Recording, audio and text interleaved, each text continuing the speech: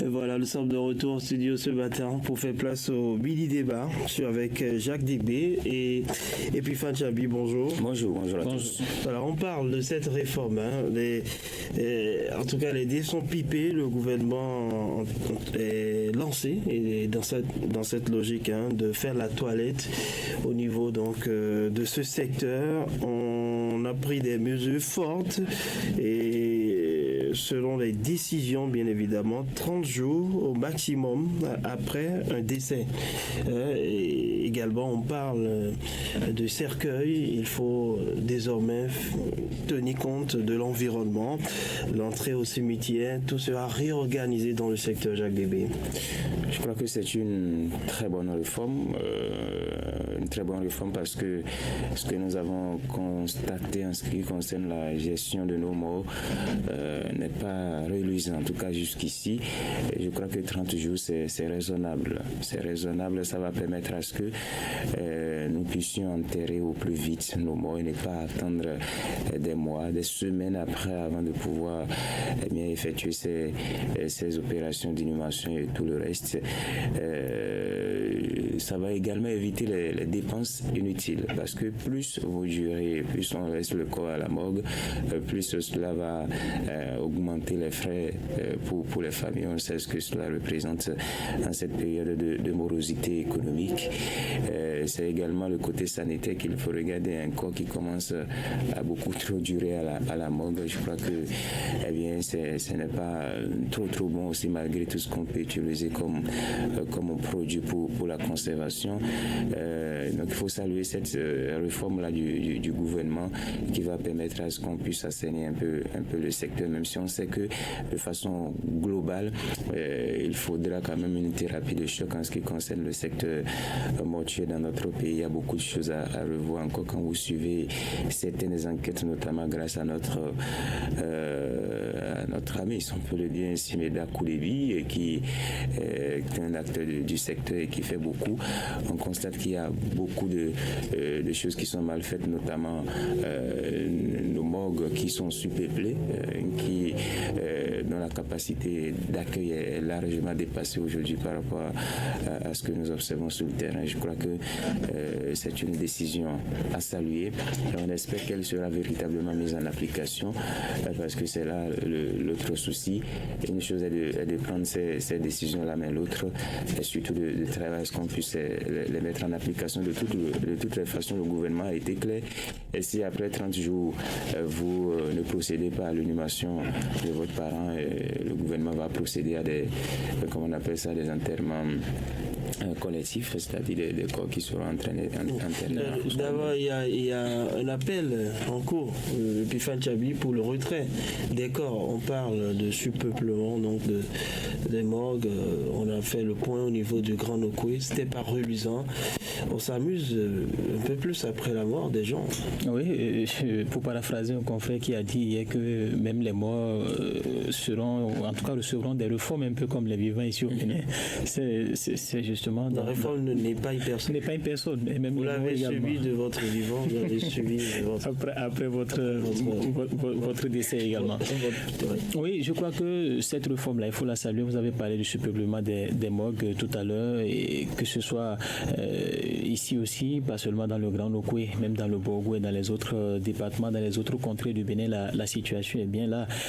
On a eu des appels au retrait qui ont été lancés par des procureurs ici dans le Borgou, dans d'autres départements. C'est pour dire en tout cas que après le décès de certaines personnes, il y a entre griffes cette négligence là qui est observée depuis un certain moment, et cette réforme là du gouvernement à un certain moment viendra quand même réformer le secteur. Jacques le rappelait tout à l'heure avec notre ami Koudebi Meda. Quand vous regardez certaines vidéos, vous vous dites c'est quand même difficile de concevoir qu'après le décès de certaines personnes, qu'elles soient traitées comme c'est vrai, vous êtes décédé, mais mais le traitement qui est fait juste après ne répond quand même pas aux normes. Le traitement ne répond pas aux normes, et vous voyez aujourd'hui les conditions dans lesquelles certaines personnes sont inhumées, comment les inhumations sont faites, et même dans les maisons.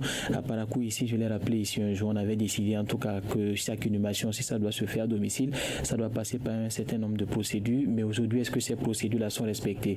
Vous voyez des corps qui sont inhumés à quelques centimètres d'un puits, à quelques mètres d'un puits, alors que quand il pleut, vous voyez tout ce qu'il peut y avoir. Donc je crois que cette réforme-là, il faut réellement dans son application, va permettre quand même de régler un vrai problème environnemental, et les appels au retrait des corps, je crois le gouvernement ne doit pas se limiter seulement au Grand Nokoué. Il y a dans bien d'autres contrées de Bénin où il y a ce surpeuplement là dans les morgues, et vous voyez donc des corps qui jouissent par terre, des corps qui sont déposés même à même le sol dans certaines morgues.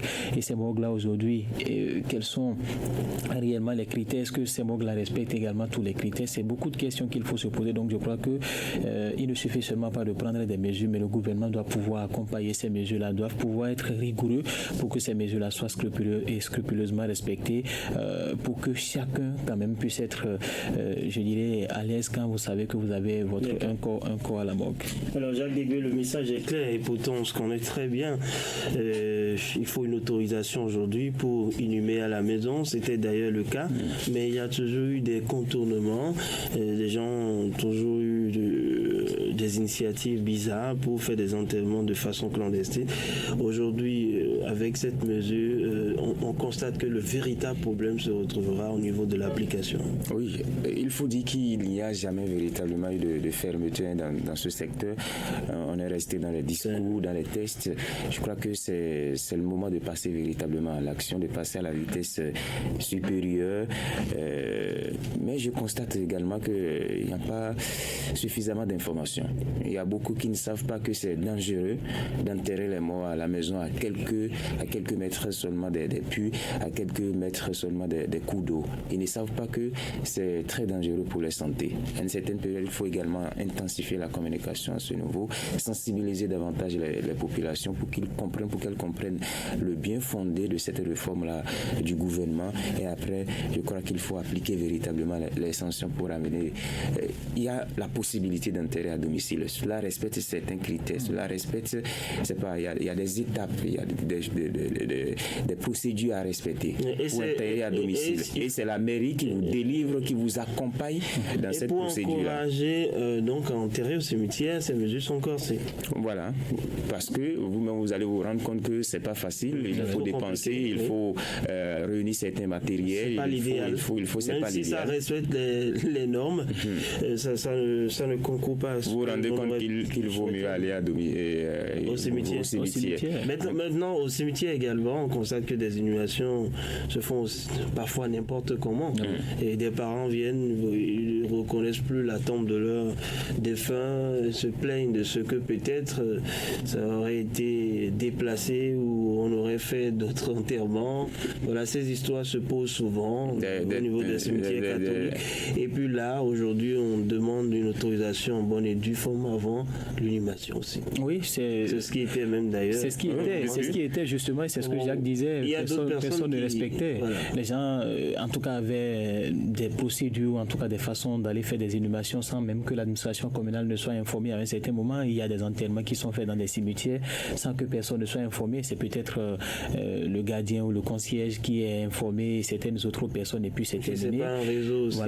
Voilà, donc je crois qu'il faut réguler ce secteur-là. On s'enrichir sur le dos des morts. Pas de profanation des tombes. Voilà, tout ça, c'est un problème également dans notre pays. Si vous êtes enterré peut-être depuis 1900, je dis n'importe quoi, 1970, et voilà, ça a eu le temps de disparaître, personne ne venait plus prendre de vos nouvelles. Et voilà pourquoi les parents doivent toujours entretenir les tombes. De fin sur vous. Malheureusement. En place. Mais l'autre inquiétude de René Sobelo, c'est comment ça va se passer dans les villages. Il n'y a pas de cimetière en tant que tel. Les enterrements au village, au village, c'est la maison. N'importe quoi. C'est la maison, dans les brousses, et puis bon. Non, mais c'est juste derrière la maison. Il va falloir faire un travail sérieux à ce niveau pour sensibiliser, comme vous l'avez dit. Il ne faut pas se limiter également donner. Parce qu'au village, vous dormez dans une chambre, vous êtes sûr que vous dormez avec. Oui. Je ne sais pas comment ça va se passer à ce niveau. Et là, également, les parents n'ont pas l'information, ou ils vont vous dire c'est mon enfant, c'est mon parent, il doit dormir à côté de moi. Quand quelqu'un décède, on n'a pas envie de s'en séparer à cause de l'affection et tout. On préfère mettre ça à la maison et tout. Voilà. Il y a d'autres qui n'ont même pas ce problème de morgue dont vous parlez. Ils ont souhaité que ça se passe le même jour, l'enterrement. Ça, c'est les musulmans. Pas seulement. Oui, pas seulement. Pas seulement les musulmans. Il y en a qui en font une exigence avant le mot. Voilà. Et est-ce que Mémé Soglo a souhaité qu'on n'a pas encore au Bénin? Ça, c'est le haut niveau. C'est le haut niveau. On n'a même pas encore le matériel pour ça au Bénin. La preuve, elle est allée faire ça au Ghana. Les parents, ils sont allés faire ça. Pour avoir donc les cendres de votre défunt chez vous. Merci à vous, Jacques Débé et puis Fatchabi. On y reviendra.